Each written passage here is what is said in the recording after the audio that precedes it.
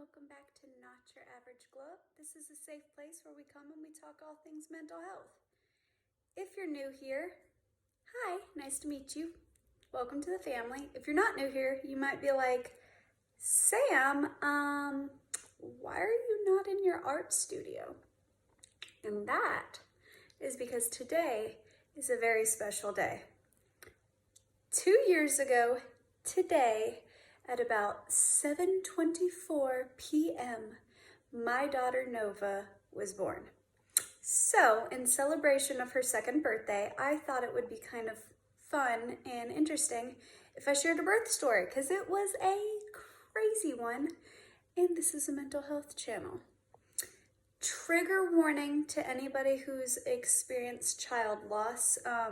She's alive, she's well, but this is a pretty crazy story, and it might be difficult for you to get through. So, let's start at the beginning.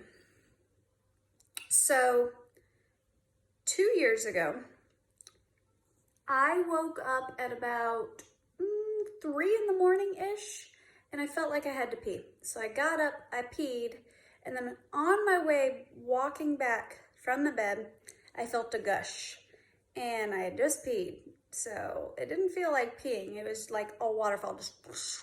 So I wake Dakota up, and I'm like, I think my water broke, which with Gianna, my oldest daughter, my water didn't break. The doctor had to break it for me.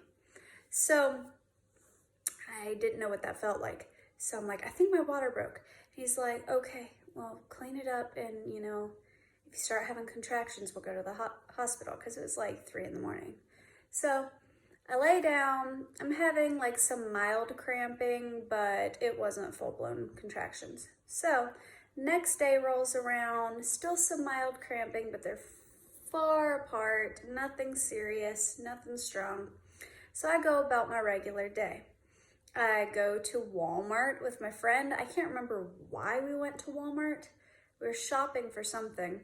And as we're walking around Walmart, at like lunchtime, the contractions really start to kick in. I'm walking around Walmart and I am like, holy crap. There's a couple times where I had to stop walking and just stand there for a minute and gather myself, because the contractions, they were coming on strong. But this is my second daughter, so it wasn't my first rodeo. I knew that the contractions needed to be at least 5 minutes apart or quicker, and that they needed to be, holding on. I think it's like 2 or 3 minutes at a time. They were not that way. So walking around Walmart, they're getting stronger and stronger. They're getting closer and closer apart. Me and my friend Alex, she starts timing them for me. Finally, they start to get like 3 or 4 back to back, where they are like 5 minutes apart and they're strong. So she's like, all right, let's go to the doctor. So we go to the doctor. I get there and I'm like, I think I'm in labor. I believe my water broke at like 3 in the morning. And then I've been having contractions. They're like 5 minutes apart. I get there. They're like, you are way too calm to be in labor. Well, something you should know about me, and I eventually will film a video on this, is that I was in a severe car accident 2 years after my first daughter was born. And that ever since that car accident, I don't know if it damaged some of the nerves in my back or whatever, but I get really bad migraines and back pain that has over time made me really tolerant to pain. So I was calm, but I was feeling it. So I told her, I'm like, no, I'm pretty sure I'm in labor. And she's like, well, I'll get you checked, but I'm pretty sure you're not in labor, whatever. So I go in, they're not in a hurry. I'm waiting, and they finally check me, and I am 3 centimeters dilated, and my contractions are pretty strong and pretty consistent. So they tell me, they say, go ahead, call your fiance, tell him to get off work and get here. You're gonna have this baby in the next hour or 2. And I'm like, okay. awesome. And they're like, do you want an epidural? Do you not want an epidural? Well, I already had one child and I made it through 10 hours of hard labor with no epidural with her before I finally caved. This one, I was like, nah, boo, give me that epidural. I want this to be quick, easy, done. Let's get this baby out of me. So I'm like, give me the epidural. Well, I did. By the time Dakota got there, because of the epidural, my contractions slowed way down. So they came and checked me a few hours later. I was only 5 centimeters. They came and checked me a few hours after that. They're like, you're not really progressing. So then they gave me some Pitocin, speed up the labor and process and this, that, and the other. So about 6:30-ish rolls around. No, probably earlier than that. About 6-ish rolls around, 6 p.m. I went in at around lunchtime. So about 6 p.m. rolls around and the doctor comes in and he checks me and says, you are fully dilated, but you are not crowning yet. And then he says, I have another family that is here right now that are also fully dilated. You've had your epidural, your vitals are great, you're not crowning yet. Between you and me, they've lost the baby and it's gonna be a stillbirth. Do you mind if I tend to them first? Well, that instantly pulled at my heartstrings. Something in my gut told me that I needed to go ahead and have the baby. But I felt for the family in the next room over that was, gonna be having a stillborn. And I felt fine. I didn't feel the urge to push. I wasn't crowning yet. So I was like, no, please go attend to them. So they left the room. We say a prayer for that family. We're all sitting around talking about, that. Well, some of my friends came and they visit and they're all waiting in the hallway to meet baby Nova. And one of my friends, Adriana, she works at the hospital. So she's in there. My other friend, Sierra, she was in there taking pictures of me left and right. We're smiling. We're all happy-go-lucky. Everything's going good. Well, finally, my doctor comes back in, says, okay, I'm back. Let's see where you're at. He goes, oh yeah, you're crowning, you're ready. One good push and she's out. My vitals are good. Her vitals are normal as far as I know. We go to push and I push one good push and she is out. But she's not crying.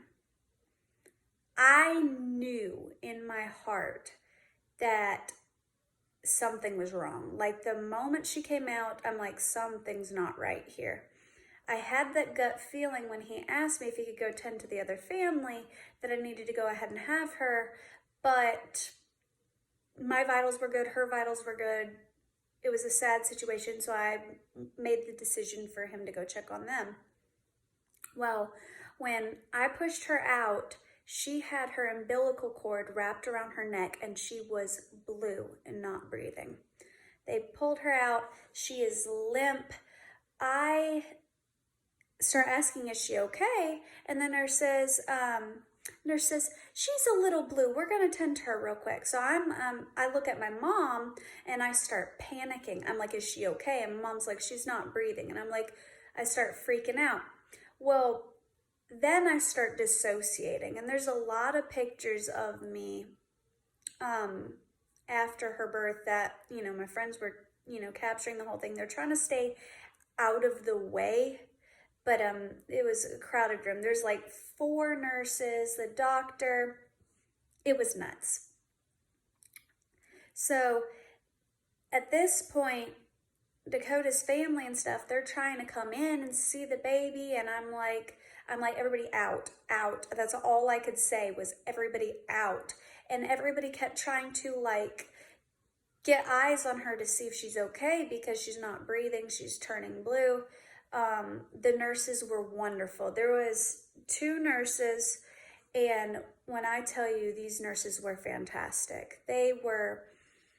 One kept trying to tend to me, sweetheart, we've got this. This is not our first rodeo. She's gonna be okay. Coming over, checking on me. The other nurse is checking on the baby. They've got this face mask that they got on her that you can watch. The machine is literally pushing air into her lungs. They're rubbing her. They're holding her upside down. They're doing all kinds of crazy things, CPR to try to get her to breathe.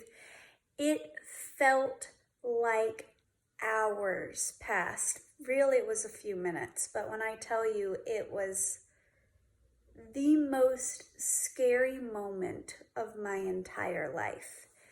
I chose to have the epidural, and I remember them saying she can't breathe, she's not breathing, and I just wanted to hold her. My motherly instincts had kicked in. I just wanted to hold her, and I couldn't move. I wanted so bad to get up and run over to her, and I couldn't.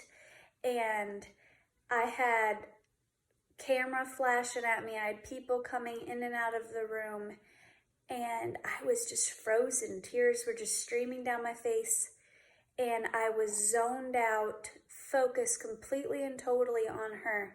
And it was almost like a scene in a movie where everything slowed down to slow motion. Everybody's voices sounded like wah, wah, wah, wah, wah, wah, wah. I could hear my own heart beating. And finally, she breathes. And the nurse, at that point they measure her and everything else. They say, she's breathing, mama, she's okay. But I still was just panicked. And they got her measured, all of that. She was a perfect 6 pounds, 11 ounces, 22 inches long, and she had beautiful red hair and the cutest little birthmark. She still has her little birthmark. It's like a little speckledy, like red birthmark. It's like little freckles right here, and then she's got spots right here, and then some on the back of her neck. We called them her moo cow spots. She had bright red eyebrows and red blonde hair, and she was perfect. And they laid her on my chest, and that baby knew about a booby. The moment they laid her on my chest, she rolled herself to the booby and latched for a good 45 minutes. And then after that, that baby was the best kid ever. Slept through the night, every night, besides like getting up once or twice, every once in a blue moon. Really well behaved, no colic, no anything. It's 2 years later. She is learning how to potty train. She is a nut. She's a goofy little girl. She's got beautiful auburn hair, like a dark red. Her eyes went from that stereotypical like deep blue. They're starting to transition into like a hazel. So I think she's gonna have my eye color, Dakota's hair color. And we're so incredibly blessed to have her. So yeah, that is the story of how Nova Brooke Santiago came into this world. So I dedicate this video to her. And I hope you guys have a wonderful and beautiful day. Bye.